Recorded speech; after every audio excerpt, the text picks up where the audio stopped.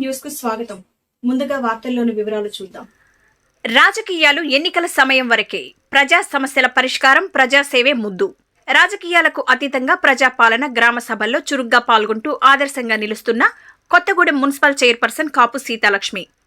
భద్రాద్రి కొత్తగూడెం జిల్లా Kothagudem municipal chairperson కాపు Seethalakshmi BRS పార్టీకి చెందిన ప్రజాప్రతినిధి అయినప్పటికీ రాజకీయాలనేవి ఎన్నికల సమయం వరకే ఉండాలనే ఆదర్శంతో ప్రజా సమస్యల పరిష్కారం, ప్రజాసేవ ముద్దు అంటూ కాంగ్రెస్ పార్టీ ప్రభుత్వం 6 గ్యారంటీల అమలు, అభయహస్తం, దరఖాస్తుల స్వీకరణ, ప్రజాపాలన, గ్రామ సభల కార్యక్రమంలో చురుకుగా పాల్గొంటూ ఆదర్శంగా నిలుస్తున్నారు. నేడు కొత్తగూడెం మున్సిపాలిటీలోని 6వ వార్డులో నిర్వహించిన ప్రజాపాలన, అభయహస్తం, దరఖాస్తుల స్వీకరణ కార్యక్రమంలో మున్సిపల్ చైర్పర్సన్ కాపు సీతాలక్ష్మి పాల్గొన్నారు.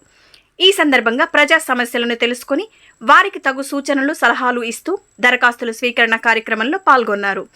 రాజకీయాలనేవి ఎన్నికల సమయం వరకే ఉండాలని, ప్రజాప్రతినిధులు, రాజకీయ పార్టీల నాయకులు ప్రజా సమస్యల పరిష్కారం కోసం కృషి చేయడమే లక్ష్యంగా ఉండాలని కాపు సీతాలక్ష్మి పిలుపునిచ్చారు.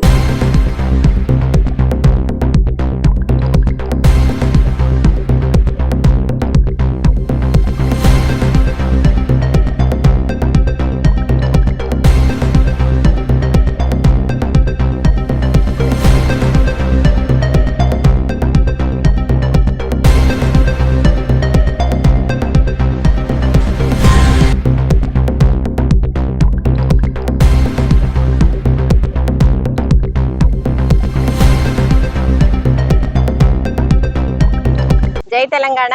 ముందుగా అందరికీ నమస్కారాలు. మున్సిపల్ చైర్పర్సన్ కాపు సీతాలక్ష్మి, కొత్తగూడెం.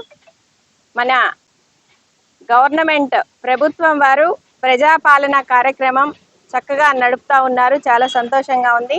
జిల్లా కలెక్టర్ గారు ఇచ్చినటువంటి ఆదేశానుసారం కొత్తగూడెం మున్సిపాలిటీ పరిధిలో 2 రోజులకి ఒక వార్డు చొప్పున చూసుకుంటూ వస్తూ ఉన్నాము. 9 వార్డులు పెట్టామండి.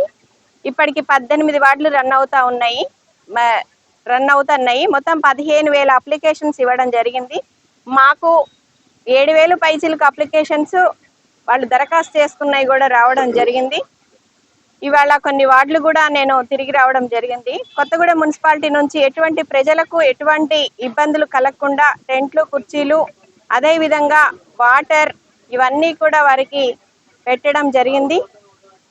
నేను కొత్తగూడెం మున్సిపల్ చైర్పర్సన్గా బీఆర్ఎస్ పార్టీలో ఉన్నప్పటికీ ఎన్నికలప్పుడే రాజకీయాలు, ఖచ్చితంగా ప్రభుత్వాన్ని గౌరవిస్తాము, వారిని మనస్ఫూర్తిగా కూడా ఆహ్వానిస్తామని కూడా తెలియపరుస్తూ ప్రజల పక్షాన ఉంటాము. ఏవైతే 6 స్కీమ్స్ చెప్పారో 6 స్కీమ్స్ కూడా మహాలక్ష్మి, రైతు భరోసా, గృహజ్యోతి, ఇందిరమ్మ ఇండ్లు, చేయూత పథకాలు ఇవన్నీ కూడా ప్రజలకు అందాలని చెప్పి మనస్ఫూర్తిగా కోరుకుంటా ఉన్నాము. ప్రజల పక్షాన ఉంటాము. ప్రజలకు ఇవన్నీ కూడా ఎవరైతే జెన్యూన్ పీపుల్ ఉన్నారో వాళ్ళకి ఖచ్చితంగా అందుతే ఆ ప్రభుత్వానికి 100% సపోర్ట్ చేస్తామని కూడా తెలియపరుస్తా ఉన్నాము. ఈ రోజున నాతో పాటుగా ఇక్కడ కౌన్సిలర్స్ కూడా ఉన్నారండి. జమలయ్య గారు, ధర్మరాజు గారు, బుక్యా శ్రీన్ గారు.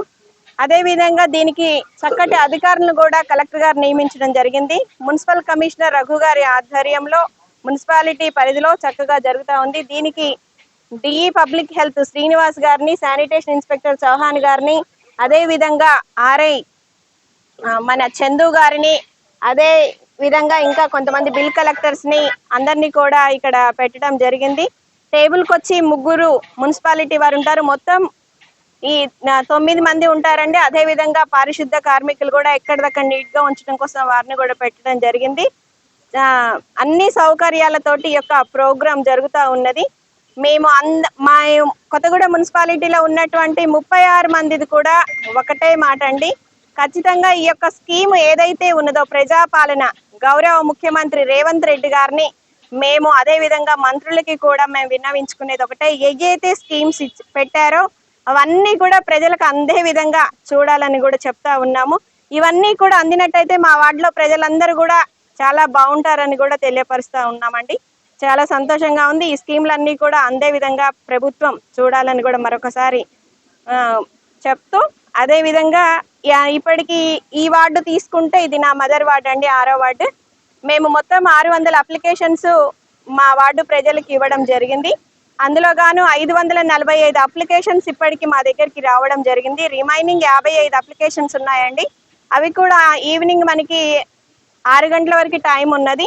6 గంటల వరకు కూడా ఇంకా ఎన్ని వస్తే అవన్నీ కూడా మేము తీసుకోవడానికి సిద్ధంగా ఉన్నాము.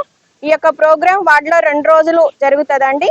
అంతేకాకుండా ఇది 28వ తారీఖు నుండి 6వ తారీఖు వరకు జరిగే ప్రోగ్రాం.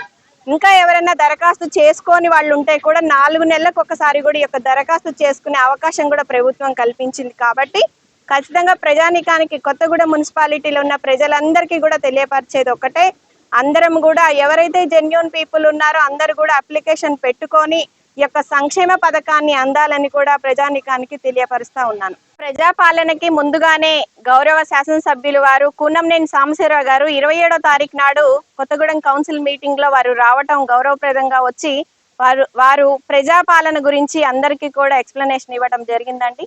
వారి యొక్క సూచనల ప్రకారం కూడా ఈ యొక్క కొత్తగూడెం మున్సిపాలిటీలో ప్రజాపాలన వార్డులలో జరుగుతూ ఉన్నది. వారికి కూడా ప్రత్యేకంగా కృతజ్ఞతలు తెలుపుతా ఉన్నాం.